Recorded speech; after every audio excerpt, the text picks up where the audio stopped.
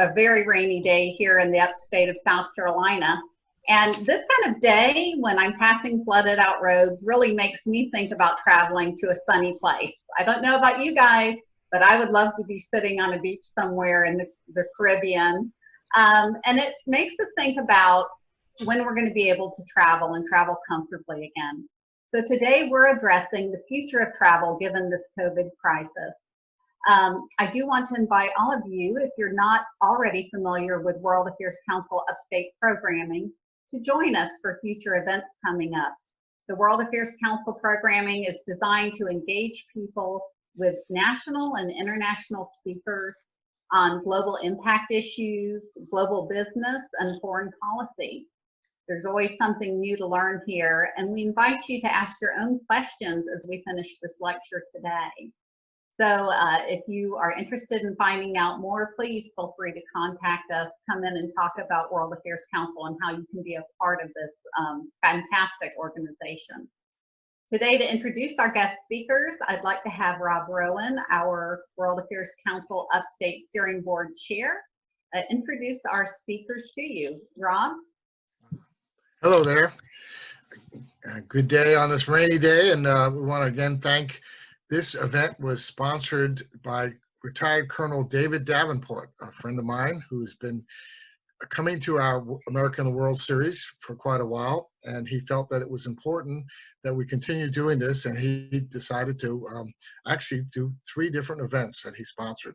So I invite any of you out there, if you would like to help us, because we have some great things coming up, to contact us and say, yes, I am in. I would like to be a sponsor and have my name on that and help educate our community about the world. So let me then tell you about our distinguished speaker, who many of us have been in his home, and I say that kiddingly, but I bet he spends enough time at GSP Airport that he considers it his home. And he has spent quite a few years there of his 30 years of airport management. So he is the president and CEO of Greenville-Spartanburg Airport District since 2009.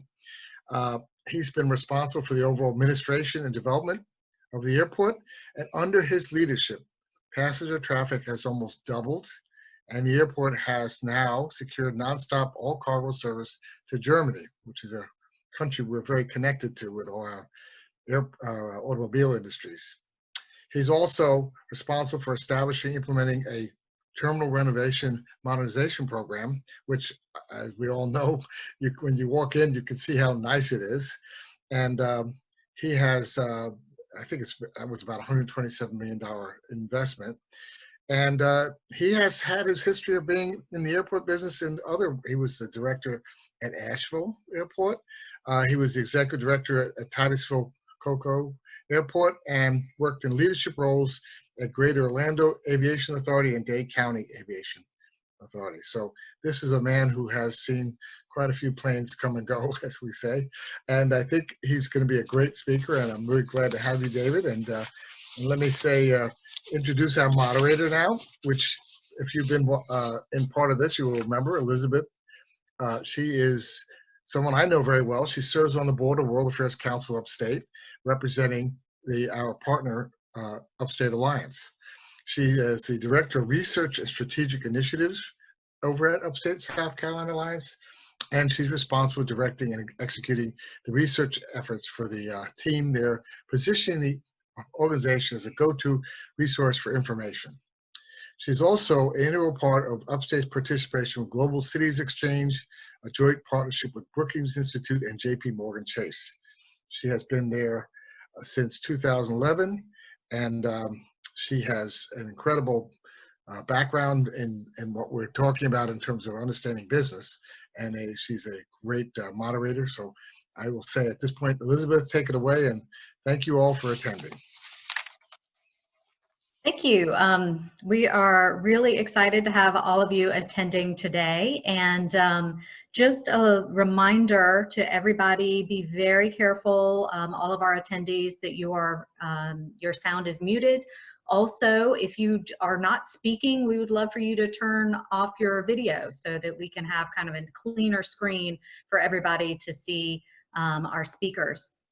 And if you want to pose a question at the end of Dave's presentation, you can do that either by typing it into the chat box. Chat box would be the best way, and that way I can filter and get our questions asked. That way Dave doesn't have to be responding kind of back and forth and trying to keep up with the chat feature as well. So thank you all for attending.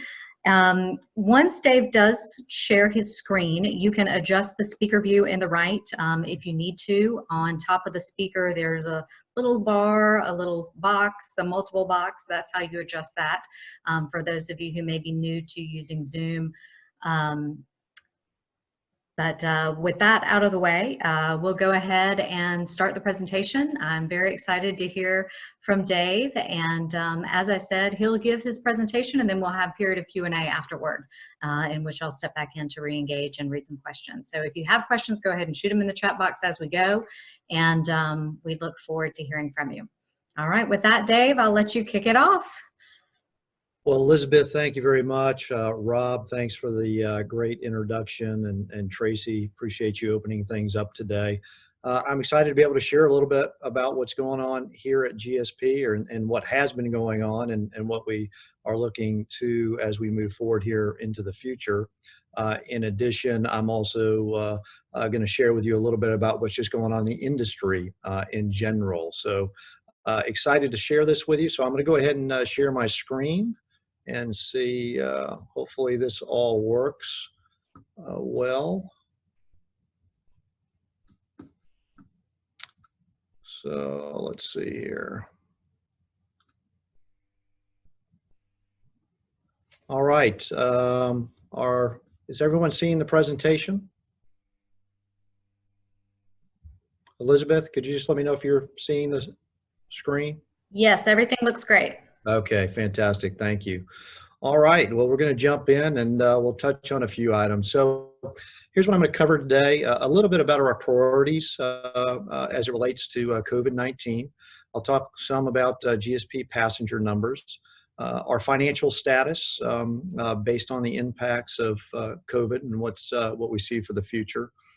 You all have, I'm sure, heard about the CARES Act funding that is out there for lots of businesses around the country, and airports were afforded a piece of that CARES funding as well. I'll touch on that.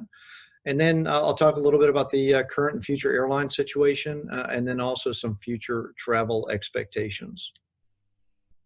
So a little bit about our priorities, and we have really 5 priorities here that are governing us as we move forward through this crisis. And first and foremost was for us to maintain airport operational capacity. That's our police and fire department, our operational department itself, and that's to keep just business little that it be these days, but just keep that business moving. We still have to be able to process passenger flights and cargo flights in and out of the GSP facilities here.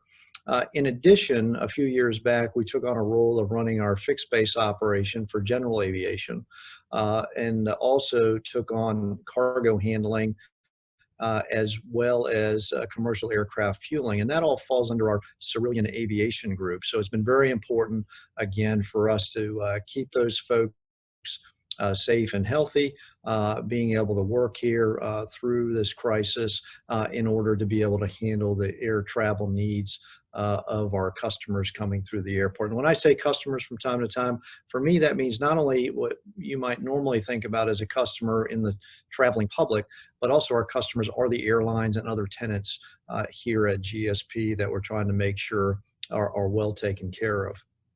So number 2, protect the health and welfare of the traveling public. So, we felt we were doing a pretty good job already in the cleaning of our terminal facilities and the sanitizing of our facilities. I will say, obviously, that continued. We have stepped up a few things, maybe a few more rotations a day through restrooms and other areas that are high traffic areas. Although, as you'll see some of this presentation, there hasn't necessarily been a lot of folks coming through our terminal during this early part of COVID-19. And then the other thing we're doing is we're looking at evaluating technologies for continuous disinfecting. So the challenge in a big public facility like an airport terminal is you can come through, in particular, let's say with a major disinfecting overnight when there aren't any people in the terminal facility. But the first time someone steps back into the terminal and potentially can reinfect the terminal or infect the terminal with something, then all that cleaning you just did the night before is for naught, unless you happen to go hit that area again during cleaning that we would be doing during the day. And you can't hit the entire 300,000 square feet of our terminal facility on a routine enough basis to ensure that all areas are disinfected. So what we are looking at, there are some technologies out there today, most of which seemingly get installed in HVAC systems or air conditioning systems that can provide the ability for us to be able to disinfect not only the air, but also disinfect all of the surfaces within the terminal facility on a continuous basis, 24 hours a day, 7 days a week, 365 days a year. That's something we're looking to move on very rapidly here over the next 30 to 60 days to try to get installed here at GSP. We're just flushing through a few things to try to make that happen. Third on the list is protect our airport district staff. I talked a little bit about that and maintaining operational capacity, but there's two pieces of that also. One is jobs. So when this event occurred, we made a real commitment to our team members that we were not going to displace any of them.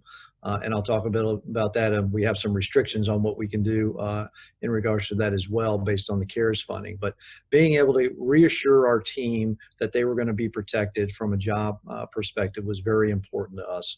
And then obviously the health and welfare of our team, making sure that we were doing things in order to protect their health. Many of our frontline people, our operational staff, as I mentioned earlier, to maintain operations at the airport, have to be here. So we made sure we went on different shifts.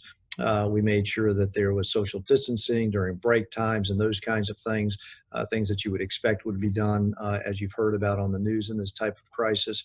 In addition, we split some of our administrative team into a couple of teams to be able to telework 50% of that team and have 50% of the team in the office, and then rotate that for the following week. And we had been doing that since about the middle of March. We are now have all of our team members back as of Monday of this week, working at the airport, with only a few exceptions that would be for folks that have a significant concern due to an underlying health issue that we are allowing to continue to potentially telework. And then we move on to number 4, which is support our GSP business partners. As I mentioned, when we talk about customers, that's twofold: the traveling public, and then our business partners here in the terminal building, airlines and concessionaires. And so we have modified, in particular for concessionaires, flexibility in hours of operation. And in fact, many of the locations within the terminal building for food and beverage and retail have shut down because they're, excuse me, I think my light just went out. So I hope everybody can still see me okay on the video. It looks okay.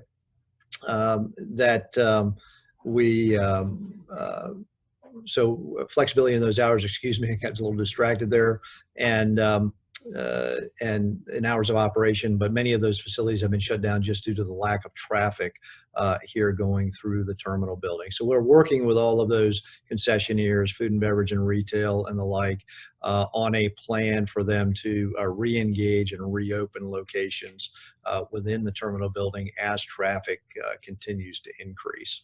And then last, number 5 is ensure the financial health of the airport district.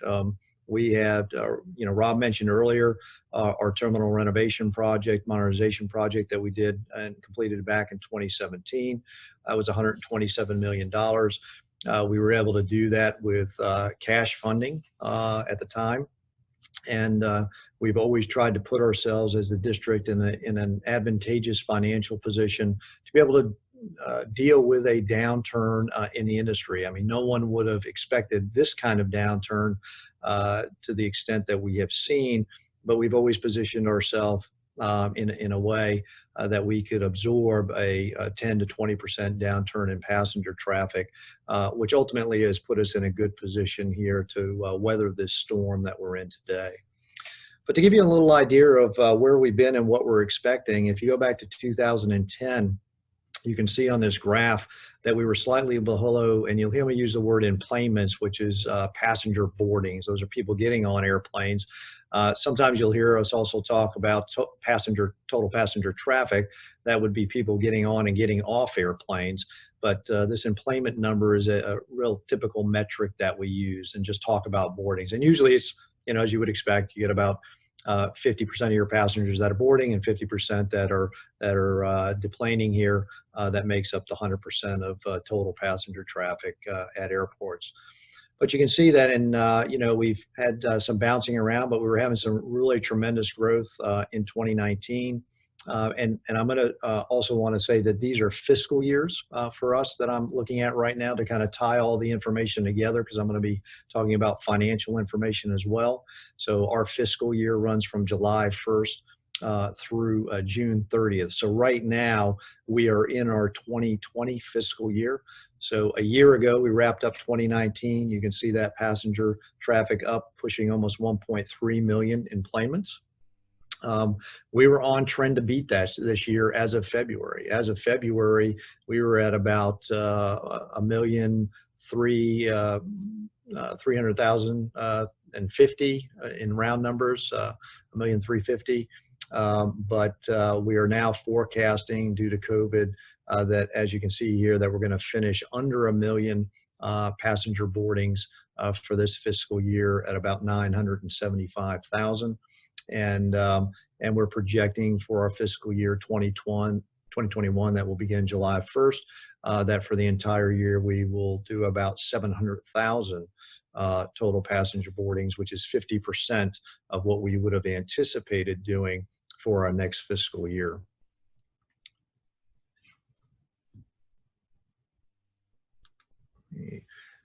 Another metric that we use is a thing called landed weights, and this is just taking the aircraft that are landing here at the airport and how much they weigh. You can see this kind of same trend line here. It ties pretty closely to the passenger enplanement levels. And again, we're projecting a significant downturn. And what this really shows is the number of operations, which you'll see another statistic here directly, of aircraft coming in and out of GSP. We are projecting to be at a much lower level than we have seen in historic years here. And this gives you a pretty direct correlation of that. You can see that we're projecting in 2021 that our operations are going to fall to about 27,000 airline operations. This includes both passenger aircraft as well as cargo aircraft that are operating out of GSP. And you may say, well, Dave, why is 2021, based about on the same number of passengers, so much lower than back in 2010? And the difference really is that in 2010, we had a lot of regional jet aircraft at that time, smaller airplanes flying in and out of GSP, and it took more of those to move the same number of passengers. So today we have many more mainline equipment flying in and out of GSP, which is why you're going, so there's more seats on every airplane. That's why you're seeing less number of operations to move the same number of passengers. So if we zoom in a little bit further and kind of move away from that 10-year outlook that I just showed, and we look at passenger enplanements again, so you can see where we ended up fiscal year 18-19 at 1.25 million, where we were on a moving 12 months basis in February earlier this year at 1.325. What we're projecting at this year end at 950,000, and then 700,000 for next year. So you can see a 28% drop in passenger traffic for this fiscal year over where we were running as of February, and a 47% drop in traffic for next fiscal year. So what does it mean for kind of the future on the passenger enplanement front for us and our recovery? So again, we've got a graph that you're seeing now showing what we've been talking about in 2019, 20, and 21. But what's the rest of the recovery look? And we're really projecting at this point that we will not, if you look at the green bar, that really represents the timing of when we believe we will fully recover 100% of the traffic that we just had on a moving 12-month basis back in February of this year. So it's going to be our fiscal year 2024 until we see that full recovery.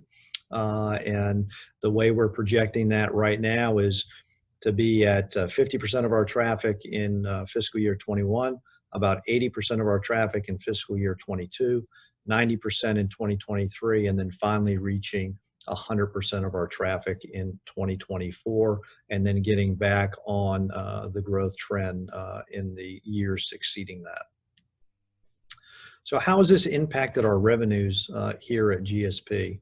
So overall revenue over the last few years, as you can see, either we finished the year or we had budgeted revenue in the $47 to $48 million range. $48 million for this fiscal year we're in today. We're projecting a 23% loss of revenue for this fiscal year that's going to end June 30th, and a 35% loss of revenue for next fiscal year at about $32 million. So both pretty significant impacts on the top line revenue side. On the operating expenses, have always been pretty tight on our operating expenses. And so as you can see, this year we had budgeted 30 million, almost 31 million in operating expenses. We were able to get in and cut about 7.5% this year to finish out the year. Many of the programs that that were in the budget were already in place, so it limited our ability to cut any deeper in this year's budget. But as you can see, for next fiscal year, we've cut that budget by almost 16%, down to 25.8 million. So we're able to balance our budget for next year, which was very key. We're not running at a loss, not having to dip into any of our reserve funds directly in order to have to make ends meet. But it does mean we've cut back on several programs that were not required. We're not a have to do kind of item like some of our capital programs that we put on the back burner, and the expenditure of those funds, which would typically be cash funds for us in many cases, because of the downturn in the traffic. So until we see some of that traffic starting to come back, those programs will stay again on the back burner. So what does that mean on the net income side? So you can see it's a significant impact. In typical years, the last few years, you can see our net income, we say EBITDA, before earnings before interest, taxes, and depreciation or amortization, were in the 18 to $20 million. This is what really enabled us to do a lot of our capital program work on a cash basis rather than having to borrow money. We're projecting, we were projecting 18 million for this year. Now at the end of the year, based on the changes, that number is going to be down by about 50%. So down to about $9 million. So we did cut some capital things at the end of this year where we could, in order to help meet the budget and revenue projections for the full year. But next year, you can see that we're projecting that net income to be down 67%, only about $6 million. So, a third of what we would normally anticipate in a given year from a cash standpoint, in order to be able to do various programs that we need to do in a time when the airport is growing. So airports, I do want to touch on the CARES funding piece. As I mentioned early in the presentation, airports nationwide were allocated some CARES Act funding to the tune of $10 billion nationwide.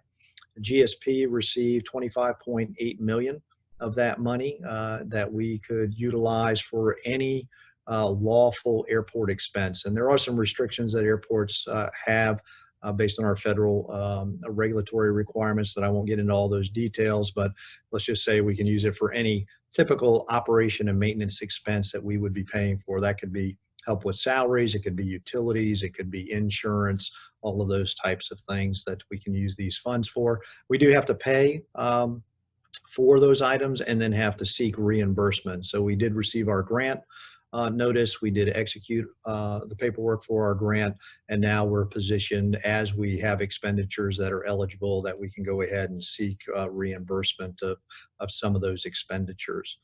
One of the conditions of receiving the grant is that we have to maintain 90% of our full-time equivalent positions as of March 27th of this year until December 31st of 2020. So a little different from some of our colleagues around the industry, in particular the airlines, who don't necessarily have people requirements, but they had service level requirements in order to receive their CARES funding and have it stay as a grant. But they only have to maintain those service levels until September 30th this year versus airports that have to maintain this staff level through December 31st of 2020. As I mentioned, not really an issue for GSP, but I can tell you that this is a major issue for several airports around the country that maybe aren't as well situated as GSP in order to weather this storm. I have a friend that runs an airport, I won't say which one it is, but smaller airport. 60% of their revenue came from parking. And so you can imagine when passenger traffic dropped by 96% here in the most recent month for most airports in April, the kind of revenue impact that has on an airport where 60% of their revenue is coming from parking. And so then when you add in the other things, they are in a very tough financial situation. So what are we looking to use our CARES funding for holistically? I mentioned we can use it for any lawful airport expense. So we're looking to use it for airport district salaries. Tenant financial relief, I'll touch on that a little bit more to help out some of our tenants. Pay you for utilities, pay debt service that we have, although we're fortunate because we don't have a high level of debt service here at GSB, and other O&M expenses. So let's talk about a little bit about the district funding needs and how CARES plays into that. So, you know, we're estimating we've really looked at this money and how it would be utilized over a roughly 15.5 to 16 month period from March of 2020 through June 30th of 2021. So we projected our revenue for that period of time. And you can see from March through June of this year, our projected revenue is about $4.5 million. Our projected revenue for fiscal year 21 is almost $32 million. And then if we add the CARES funding to that at almost $26 million, you can see that the total revenue that we see for that period that's available to us is about $62 million, which I know seems like a lot of money. It is a lot of money. But we can also see how quickly that money gets spent on the things that really have to be done. So when we look at our O&M expenses for the same two periods, the end of the rest of this year and all of next year, that totals almost $34 million. And that leaves us with a net income of about $28 million. But then we have to look at our capital expenditures. And we do have capital expenditures that are in process that we still need to finish. And so we need the funds to be able to complete those projects. That total is $29.9 million during this period. So you can see very quickly we're already upside down in not generating enough net income in order to deliver all the financial needs that we will require to finish out our capital projects here. So I wanted to touch on, I'll come back to that in a minute. I want to touch on the CARES funding and our tenant allocation. We are trying to help our tenants in this case. And so as an example, in this table that you see here, we have gone back and effectively we are waiving the majority of fees for all of the tenants that you see here: airlines, advertising, food and beverage, rental car, retail, commercial ground transportation, some tenants that fit into other terminal tenant categories. We're waiving fees for 4 months. And that was from the period of March through June to try to give those tenants some relief from the fact that we've had this significant impact from COVID-19. That totals about 4.6, almost 4.7 million in total relief for all of our these tenants that I've shown here. We did a little allocation just to see how the normal revenue that these tenants would be paying us matched up against an allocated share of what we received. And that allocated share came out at right about $4.7 million. So we think we're very much on track in trying to provide fair relief back to our tenants in order to help them out through this process. So again, just going back to this again about our additional funding requirements. So we had that net income of 28 million, district capital expenditures of 29.9 million, almost 30 million. Then we have this allocation back to our tenants in trying to provide them relief of 4.7 million, which actually leaves us now with a net funding requirement of $6.3 million. And so we're going to deal with that of one of two ways. We're either going to take that out of some of our cash reserves, which we do have available in order to be able to fund that, or we will decide to maintain those cash reserves because frankly, we don't know how this is all going to work going forward. Are we going to really meet the projections that we've outlined, or are those projections going to be maybe a little too aggressive? Do we really get back to 80% of traffic by next summer and then through our next fiscal year? So we want to hedge a bit to make sure we're protecting enough cash to, if this is an extended downturn, or we have another cycle of this that comes in the fall, again, as health officials, certain health officials have maybe talked to everyone about, that we're able to get through that period as well. But as you can see, that $62 million that I mentioned earlier goes pretty quickly. I'd now like to talk and shift a little bit to discuss kind of the airline situation today. And so, as you would imagine, and we've already talked about, flight activity is significantly reduced. And that goes, and really in this, I'm talking about operational activity of the airlines, as you could see by the earlier graphs. But to give you an idea, we typically would have 50 commercial passenger flights departing GSP every day. You know, and that's where we were at back in February. Through this crisis, we've seen that fall now to where kind of routinely we may be at 20% of that, maybe 30%, you know, somewhere between 10 and 15 flights a day outbound from the airport. During the really tough time back in April, we saw a lot of daily, what we would call day of cancellations of airlines, where they might have been planning and scheduled to fly 10 or 15 flights, but by the end of the day, maybe only 6 flights actually flew because there were just no passengers that were flying. So you're going to continue to see that current situation, I think, for a while, of that activity being reduced, and then hopefully slowly reemerge as things start to open up a bit more. Some destinations have lost service, and what I mean that some airports have lost service entirely through this. Some destinations have lost, like GSP, partial service. So some of our service to places like nonstop to Miami International, Denver, and a few others, we have lost that nonstop service right now. The airlines are really focused on putting passengers back through their major hub locations, that being Atlanta, you know, in our case, or Charlotte, Chicago, Philadelphia, you know, a few others, Houston, Newark, et cetera. So we're seeing the airlines retrenching back a little bit for the time being in order to minimize their exposure. As I mentioned earlier, airlines are required to maintain a certain level of air service through September 30th of 2020 to qualify for their CARES funding. You know, this started out that they had to maintain at least what effectively was daily service to a destination if they already served it.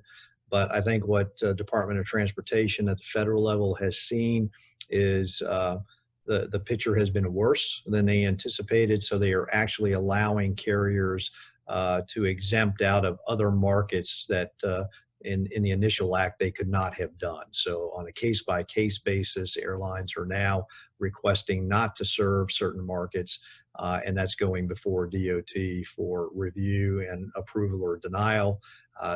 there's more cases now where those are getting approved than denied. Initially, it was the other way around, and we don't know when that will come to an end at this point. I hope soon that the airlines will get to a point that they're going to have the service that they have, and then be able to be in a position of adding service going forward rather than continuing to retract service. We have seen a significant number of airlines actually retire aircraft in a pretty large way. Some aircraft, especially larger ones like the 777, which flew internationally for Delta, is completely retired now. We've seen smaller regional jet aircraft retired by airlines as well. So we're seeing a significant reduction in total aircraft that will be available to fly going forward. So we definitely believe there's going to be a different look to the airline industry as we move through this pandemic and this crisis, and we start to come out on the backside. Airlines have suggested that if travel doesn't return in a pretty significant way by October of this year, that there's going to be a major restructuring of the industry, and to the point that they've even said, they could have, some airlines have said you could see 7,000 to 7,000 plus airline staff getting furloughed on October 1. And that's because in large part they have to maintain this flight activity through September 30th of this year for the CARES money. But once October 1st hits, I think we'll really see the industry adjust to what it may start to look like going forward. And that could be a smaller industry than what we have seen historically. American Airlines, there's already been some discussions about a Chapter 11 bankruptcy filing, which is a reorganization at that point, but that will still send some chills through the industry if that were to occur. And it could be a sign of what may happen with a few other airlines. We've been through this before in the airline industry, that being Chapter 11 bankruptcies. It's happened historically on more than one occasion. When I first arrived at the Asheville Regional Airport and was the airport director there, I actually went through 2 bankruptcy filings with U.S. Airways at the time, another one with Northwest Airlines, and there were consolidations and mergers. I think the question here is, will we see any further consolidations and mergers due to the effects of COVID-19 on the airline industry? I think it's a wait and see game at this point to see how we come out of this as we move into the fall. Then I'd like to talk a little bit about future travel expectations. So what can you expect when you may come to an airport and go to get on a flight? So I've kind of broken this into the next 6 months or near, which is what I'm calling near term, and then longer term after 6 months. So, in the next 6 months, you're going to see less flight options. So, if we had, as an example, and I'll just pick Delta, who historically we've had 9 flights a day that go to Atlanta that provide you connections to, anywhere pretty much domestically and several international locations around the world. Now we have 4 flights a day. And I think that's what you're going to see. You're just going to see less options for flights that you're going to be able to avail yourself of for the next 6 months until the industry really stabilizes and things hopefully are starting to come back in the right way. I think you see higher airfares. The airlines are going to have to deal with the fact that, as an example, I'll use Delta again, who I think is doing a really good job right now on the social distancing piece, in that they are only selling 60% of the seats on any given flight. Which allows, obviously, for that social distancing on the flight itself. I'm sure all of you have seen some of the news media, reports on some flights that are just packed with people.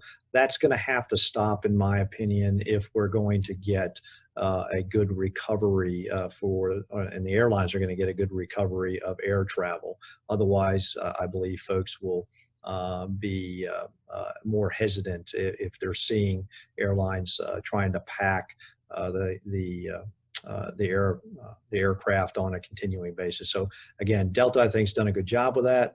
But what it does mean when you're operating at 60% of your capacity, if you're completely full with that, versus where the airlines have been, which is operating north of 80% capacity prior to COVID. The only way you deal with the revenue side of that, for the most part, is to raise fares. And I do think that we will more than likely see, maybe not initially as the airlines try to bring people back to fly, but over this next 6 months, towards the end of the fall and into the end of the year, that we will see airfares rise. You might as well plan on bringing a face mask with you for your entire journey. Right now, all of the airlines are requiring facial masks to be able to fly. We, as airports, from an airport industry perspective, most airports have not mandated that yet, although I believe most airports, including GSP, are highly recommending the wearing of face masks throughout, again, the journey and in the terminal building. Airports have a little dilemma about enforcement of that from a legal perspective of trying to mandate it. So for right now, we're taking the road of just making it a highly recommended thing to do. If the governor were to do something in that light and mandate it, or we're also waiting for the Department of Transportation potentially to make a nationwide mandate for that to occur, then we would obviously at that point require anyone coming into the terminal to wear a face mask. Potential for temperature checks at airports, you'll see that happening at some airports today already. Mostly that's been done so far by the airlines. So out of GSP, the only airline is doing that is Frontier, and they are doing temperature checks of anyone traveling on their airline prior to boarding. There is a lot of discussion in the industry as to where that should occur and who should be doing it. Right now, there appears to be a leaning to have the Transportation Security Administration at the security checkpoint actually provide those temperature checks if they are going to be implemented. And there's some question with that. Obviously, that passengers are already into the terminal building at that point. So do you want to let passengers get that far before you might do a temperature check and find that you need to ask somebody to remove themselves due to the fear that they might have something? So I think that's still going to play out, and we're really governed, and we'll take our lead by what the federal government decides to put into place here going forward. Social distancing measures everywhere. We've done things here at GSP. We have stickers on the floors, same kind of thing that you see in grocery stores and other retail stores. We have put up sneeze guards also at all of our ticket counters and rental car facilities and gate counters in order to provide some of those barriers. So you're going to continue to see those things, I think, all over the country for a while. As I mentioned, you'll see less availability of airport concessions. So, all of these concessions, in the case at least of GSP, came in when traffic levels were at a certain level, and we're far below that now. And so it's going to take some time for us to be able to build the traffic back in order to be able to have a fully functioning concessions program here at GSP. But we will phase that in over time.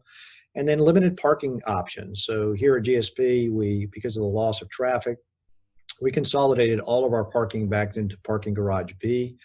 We lowered the daily rate to try to soften the blow for some of our economy lot parkers that all of a sudden they weren't going from a $7 rate to a $15 rate. So we lowered the garage rate to $10.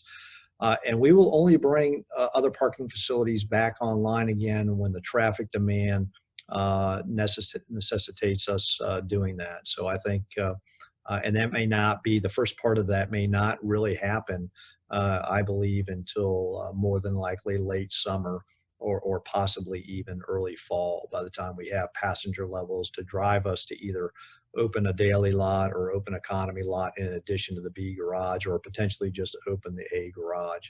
The one thing that we are trying to do is mitigate any costs that we don't have to encounter and reabsorb, and part of that's the shuttle operation that we stood up in the last 2 years to the economy lots.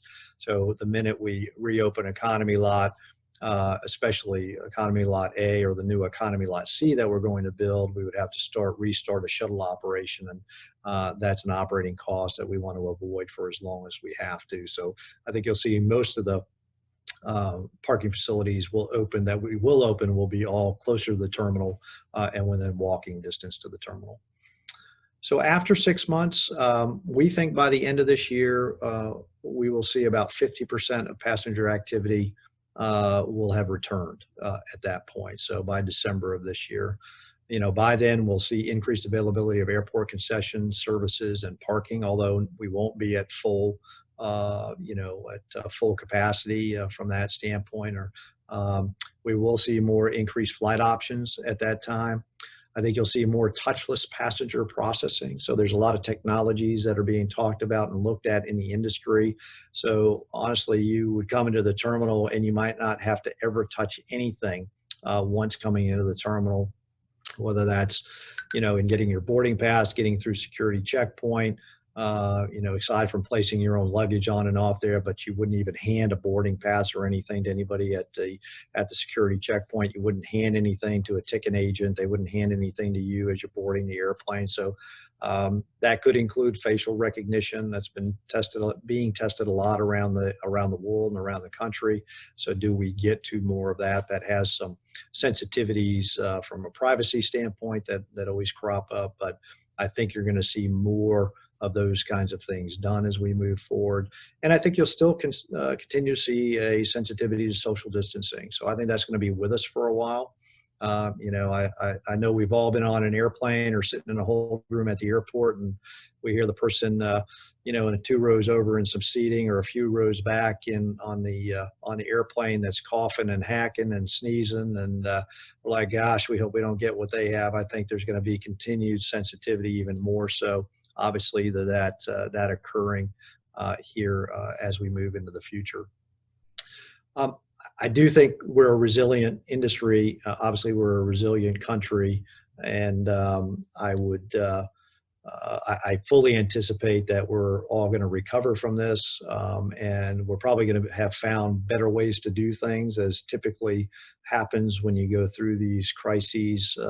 I think, like, for example, many of us that have teleworked, we've, I would include myself as one that maybe hasn't been a real big proponent of that in the past, but we found it worked well for several of our staff here.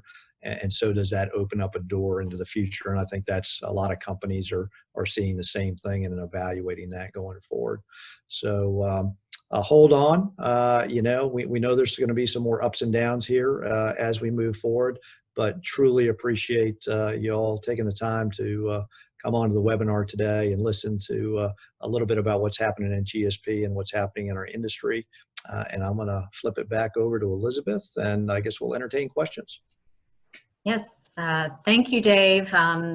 Great and detailed presentation. We do have a few questions, and I've got some things that I've written down too. So let me just jump right in. Which airlines going out of GSP are flying reduced passengers on the planes and which are not? Sure.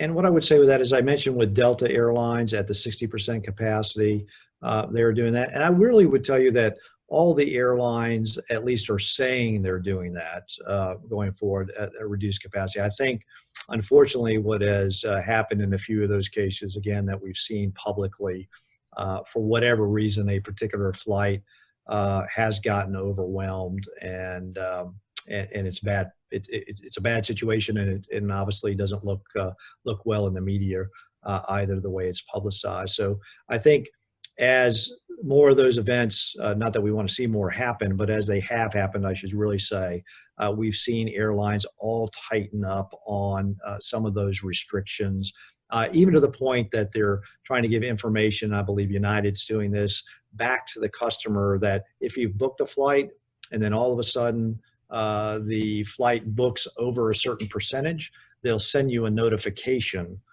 and let you know that. And if you decide you do not want to be on that flight, they will let you change your flight at no cost. So I think you're going to see some more of that flexibility amongst the carriers going forward. That was one next question about the recourse for passengers if they do end up being on a plane that's full of people. Another question is about the safety of the air on the airplane. Is it safe to breathe the air with a mask while flying because of shared air in the plane? And then another comment, the folks feeling more comfortable to fly if face masks are mandatory, and if they can make you take your shoes off, why can't they make you wear a mask on the plane? Well, a couple of things, I guess there. I don't, if you look at the air quality on aircraft, they have some of the best air filtration systems, HEPA systems that are out there. And there was a recent article this past week, it might have been the end of last week, in the Wall Street Journal that really laid out that, frankly, the tube of an airplane is a pretty safe place to be overall, and shouldn't pose any real additional hazards from being, from a health standpoint, from any other situation that you may be in. So it shouldn't be a heightened level because the air quality is so good on airplanes. Sure, you have the issue of potentially, a previous passenger being on the aircraft, maybe, or somebody walking down the aisle and you're walking behind them and they've touched a seat or something, and maybe you can pick something up like that. But I think the risk of those things is relatively minimal. I get concerned when I see reports. I think recently there was, a report of a expert person, epidemiologist that had been through, various, previous pandemics, including Ebola, and he was an expert for NBC News, and I guess he was traveling on a plane back to New Orleans. And, he's claiming he thinks he got it through his eyes, that he was wearing a mask and he got it through his eyes. But, when those go out and and you can't, he doesn't know for sure. So the question is, where did he get it? But it just incites a lot of concern, obviously, of the traveling public when those kinds of news stories come out. So, I think, aircraft generally are extremely safe. The air quality is extremely good. You still have some of the contact issues that you have in any situation where you may be touching something that somebody else may have touched. But the airlines are doing a good job of fogging the aircraft with hydrogen peroxide foggers in order to kill the bacteria and viruses that may be there.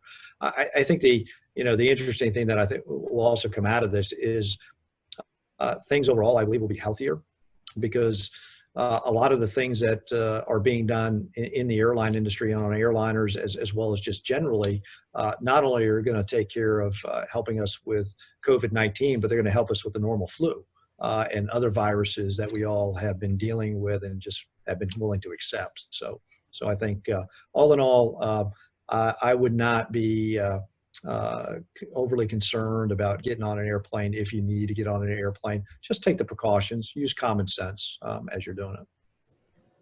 So another question of more on the cargo side, with all of the online shopping, do you foresee an increased business from cargo traffic? GSP made huge strides in getting some international routes set up. What do you think is the future of those? Yeah, it's a great question, Elizabeth. I think the reason you didn't hear me talk much about cargo in this is we haven't necessarily been able to track the metrics, haven't followed really what we've seen from COVID on the passenger side. So we were running down on cargo a little bit as we moved towards the end of last calendar year and into the first part of 2020. We were up a little bit in February, and then we were down again in March. And, part of that was just from kind of a global basis. Air cargo was down.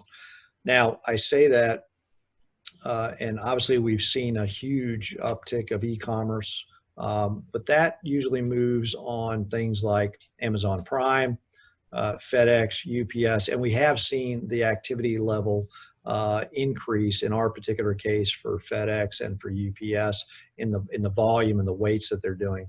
What we have seen still a little depressed at this point is what we call our line haul cargo service, which is our service to Europe. And part of that was BMW shut down, for the month. So that impacted that freight that was coming in. Other users of that flight were also either shut down or they had minimized their operations. We're starting to see some of that come back now. And what we are encouraged by is Before this, before COVID-19, we were doing 4 flights a week to Germany. That's going to increase to 6 flights a week come June for some period of time. So we do anticipate that we're going to see some pickup of cargo through this, not only the line haul piece, which is encouraging, but we'll continue to see e-commerce, I think, continue to boom. Great.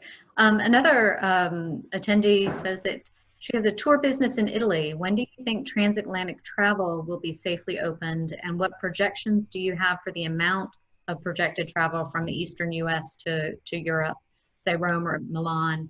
And what type of additional restrictions may apply during long duration flights, international flights? And are there more stringent restrictions from certain countries perhaps coming? What do you see as the future of that? That's a big question. I wish I had all the answers to those questions. I think what I can say on the international front in a couple of places here, going to be slow to return. You know, domestic's going to come back much faster than international connectivity around the world. Some of that's going to be dictated by U.S. domestic carriers getting back into some of those markets. They have said very clearly that they are going to really take their time jumping back into international markets. And then I think in addition to that, you know, you have some of those countries that are also going to be cautious, I think, as well, about how they're letting folks back in to the country. So I do think this is going to be spotty around the world as to how it picks up. I mean, it's great, as an example, in Italy to see things starting to open back up in Italy. But also, you know, when you look at places like Venice or Rome, where, you know, we're seeing some of the news reports from, the streets are desolate. I mean, there's nobody in the streets because no one is visiting yet. And I think, you know, it's going to take quite a while for that, in particular, the visitation traffic in those highly you know, destination type countries for leisure travel, for that to reemerge. And so as I mentioned earlier, Delta Airlines is, you know, is mothballing some of their larger airplanes, what they use for international travel. And I think that's just an indication of that it's going to take a fair amount of time to bring some of those markets back. Some of the smaller cities that have recently got international service, places like Raleigh-Durham as an example, or Pittsburgh, or others like that are, I'll say, small to mid-sized cities. I'm not sure that's going to come back anytime soon. I think you're going to see most of the international traffic out of the hub locations, like in Atlanta, to a lesser degree out of Charlotte. Because even remember, during the COVID crisis here, Charlotte was not one of the 13 gateway airports in the U.S. that was slated to accommodate international inbound flights. They were, so they're wondering when they're even going to be able to get any international flights back at all.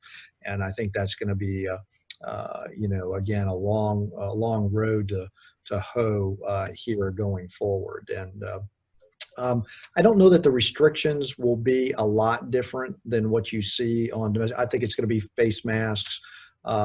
You know, whether or not airlines are going to take the same position on, again, social distancing on the airplane to reduce the number of available seats, we'll see. You know, historically, international fares and tickets and why airlines, in particular U.S. airlines, were getting into international markets even in a bigger way is because it's a historically it's been a highly profitable you know, market on the international side. I think the question is how long will it take before that starts to reemerge as an opportunity for airlines going forward? I think it's going to take a while. Also, one attendee asks, is this an opportunity for increased charter flights and smaller flight informations, local small planes, private flights? I could see the potential maybe that corporations would move back toward that model for a while. We would agree with that. We're looking at that. I can tell you through at least the initial phases of COVID-19, a lot of our base corporate aircraft here at GSP didn't fly. And I think that was just some corporate decisions about, you know, where everybody was kind of just shutting down and hunkering down for the near term until we came out of this. But I do think there is a real opportunity for business aircraft flying to emerge in a much bigger way after this.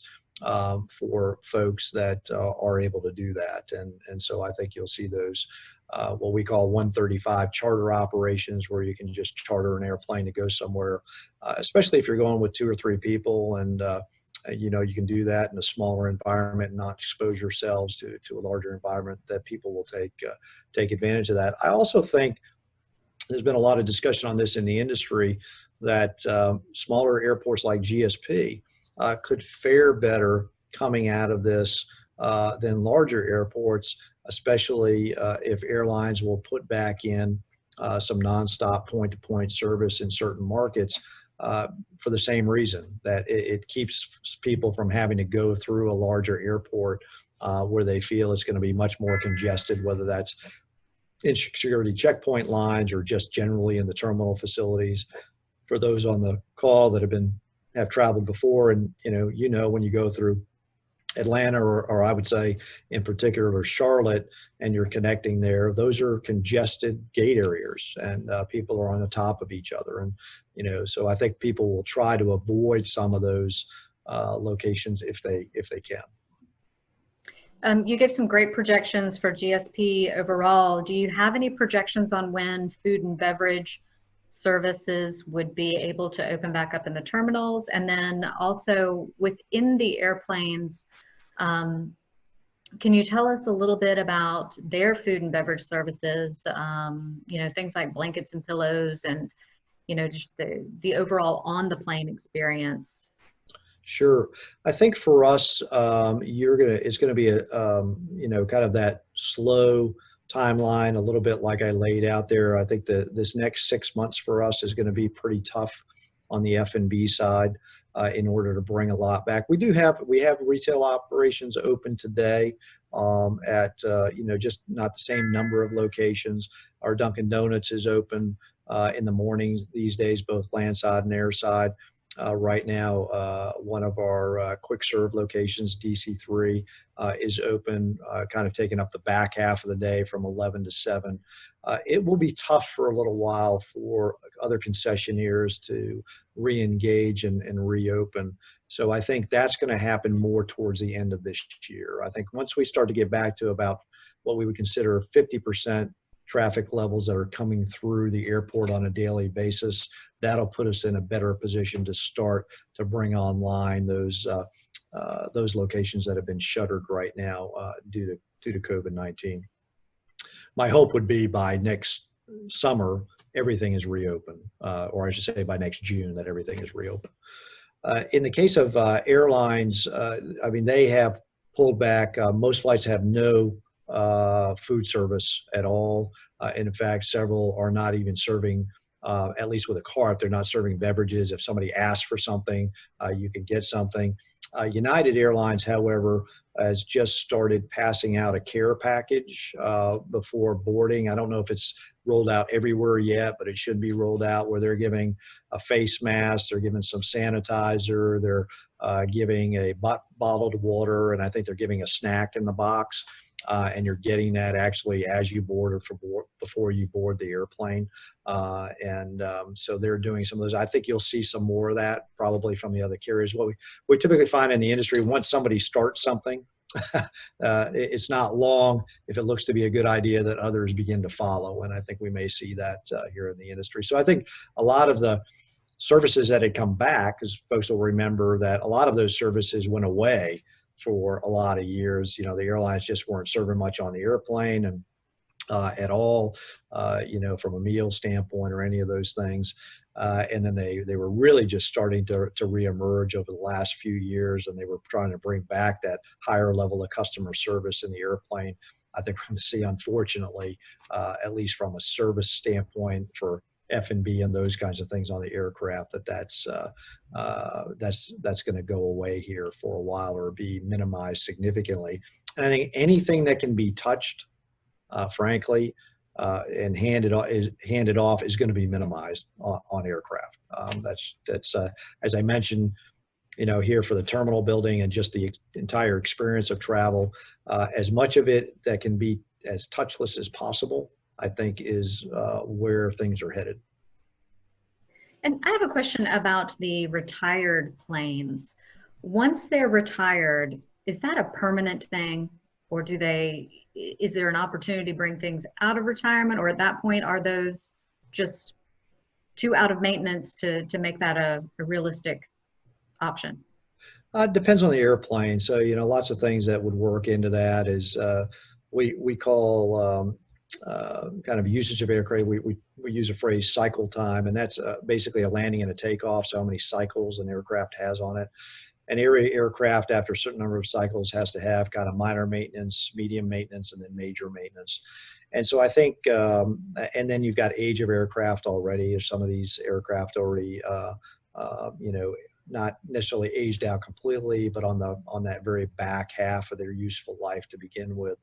So we have seen, at times when airlines have had to sit aircraft on the ground, that they can do that, and then they can bring those, I wouldn't say out of retirement in this case, but they would bring those back if they thought it was a temporary situation.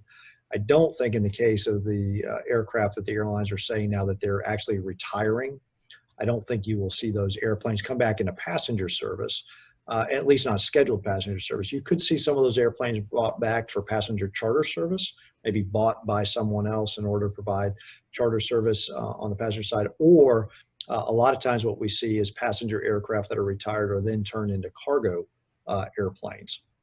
So completely gutted on the inside, cargo doors put in because you can buy them cheap, and then they get flown in order to move cargo.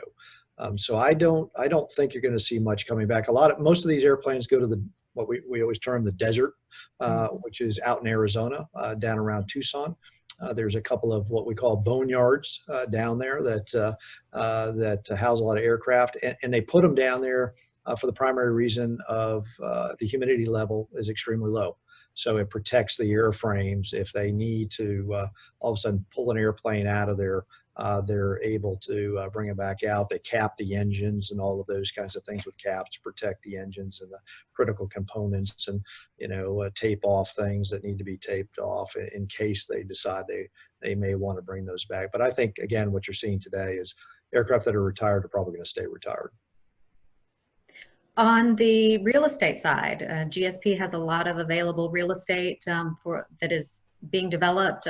How's your pipeline there? I will say for us, it's been a little slow. So we were, but I don't know that I would say that that's a change of COVID-19. I would say that was more of, just as we got into 2020, we were feeling a bit of a slowdown. And I know that's different from what I hear from a lot of our economic development folks out there. When I talk to folks in our region, they're talking about that the pipeline and the number of requests for information are going up significantly. In fact, it'd be twice the amount of RFIs that they had for the same period last year. So it'll be interesting, I think, to see how this plays out. We're pretty unique, though. I mean, we do have a lot of land here at GSP at almost, around 3,700 acres, but we're also pretty picky about the development we want to see here at GSP. So, we're very focused on that development, first and foremost being aviation bent. We have had some other development on our international logistics part, that has gone extremely well over the last 5 to 7 years. But we're very focused on the development of the airport property for certain uses, and so that limits also us a bit in what we're looking at. Well, I would hope to see that as the supply chain resiliency efforts kind of build up, as people start putting their capital plans into place to have a more resilient supply chain, that maybe that's an opportunity for some of that logistics related properties to have an uptick. So my Absolutely. fingers are crossed for that. Thank you. And last question, just to wrap us up. Thanks everybody for all of the input. We really appreciate the good questions. Are you flying yourself? Well, the last time I flew was early March, and it wasn't really because of anything other than I have no need to travel right now.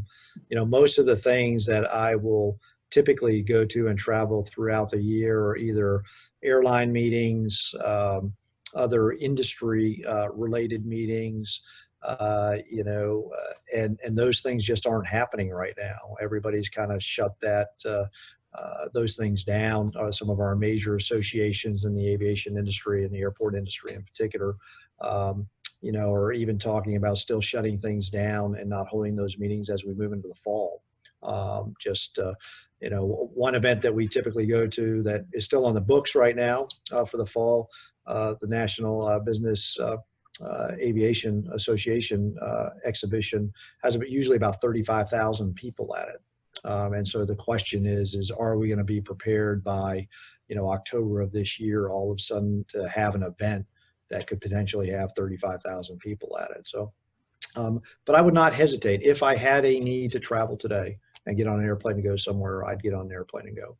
And just again, take those, I would take the same precautions that as I would advise everyone else is, you know, wear a mask, use common sense, you know, wash your hands where you can, keep your distance where you can, and just be careful. Well, thank you very much, Dave, for being with us. And I just have a few closing remarks for everybody. Thank you. Upstate International wants to thank you. Upstate International and World Affairs Council Upstate want to thank you for joining us today. And we hope that you will participate in our next online event. It's going to be on May 26th from noon to 1. Heidi Kuhn, founder and CEO of Roots of Peace, a humanitarian nonprofit organization and author of Breaking Ground, will discuss her organization's vision to transform landmines into sustainable farmland. The event will be moderated by South Carolinian Ellie Cutright, a research technician in Tanzania for Apopo. Ellie graduated from the College of Charleston and now works to train hero rats to detect landmines. For more information, please visit our website at upstateinternational.org. Thanks, everybody. We're glad to have been a chance to break free of some of this monotony of working from home, and look forward to have you joining us again at the next event.